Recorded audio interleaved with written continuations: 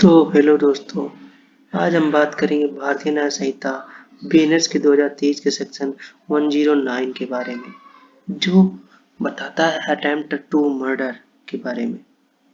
इस वीडियो में हम समझेंगे कि ये क्या होता है, इससे रिलेटेड रिसेंट केसेस क्या हैं और इसके लिए क्या सजा मिलती है दोस्तों।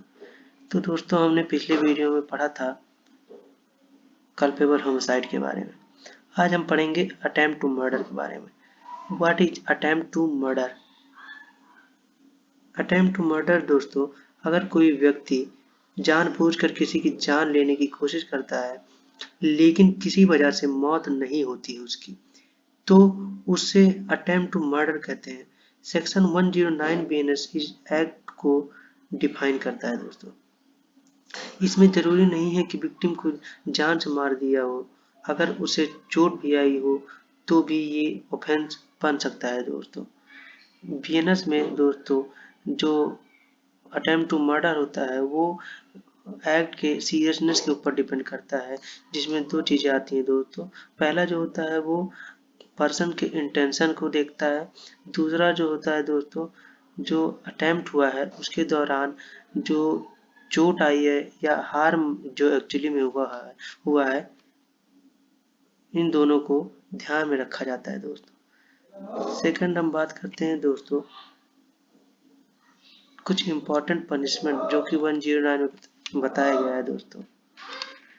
According to section 109 of the BNS में दोस्तों बताया गया है कि सेक्शन 1 में कि अगर आपने किसी को मारने की कोशिश की तो पनिशमेंट है 10 साल तक की इम्प्रिजमेंट और फाइन दोस्तों। अगर आपने किसी को मारने की कोशिश की और उसे चोट आई है तो पनिशमेंट दोस्तों लाइफ इम्प्रिजमेंट की होती है दोस्तों। अब बात करेंगे दोस्तों हम सब सेक्शन 2 की, जिसमें अगर आप ऑलरेडी लाइफ इम्प्रिजमेंट काट रहे हैं या आप लाइफ कन्विक्ट हैं और आपने किसी को मारने की कोशिश की है और उसे चोट आई है तो पनिशमेंट आपको दोस्तों डेथ पेनल्टी मिलेगी या लाइफ इम्प्रिजमेंट होती है दोस्तों, जो आपको नेचुरल लाइफ के बाकी हिस्से के लिए होगा। मतलब कि आपको उम्र मतलब मरने तक आपको पनिशमेंट दिया जाएगा दोस्तों। ये प्रोविजन इंश्योर करता है दोस्तों कि अगर आपने जान से मारने की कोशिश की तो उसके लिए ये स्ट्रिक्ट पनिशमेंट है दोस्तों इसमें। अब हम बात करेंगे दोस्तों इसके बाद रिसेंट केसेस जो कि अभी जल्दी हुआ है दोस्तों। इसमें एक आदमी होता है जो कि एक दूसरे पर्सन को चाकू से बार बार हमला करता रहता है उसके ऊपर, जो कि मार्केट में चीजें होती हैं। वो उसको मारने की इंटेंशन से आया था दोस्तों, लेकिन क्या होता है कि जो विक्टिम होता है वो मेडिकल हेल्प मतलब अच्छी दवा के कारण वो उसकी मृत्यु नहीं होती है, वो दोस्तों वो मरता नहीं है।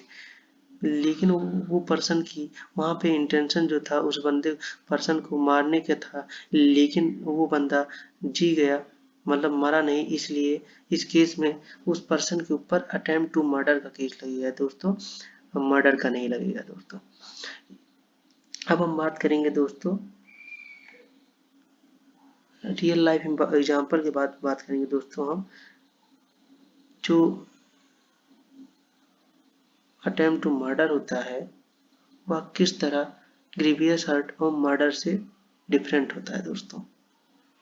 ग्रीवियस हर्ट जो होता है दोस्तों वो सीरियस इंजरी जो कि विदाउट इंटेंशन होता है, लेकिन मर्डर क्या होता है दोस्तों, जो कि किसी की डेथ होती है एक्चुअली में अकर होती है।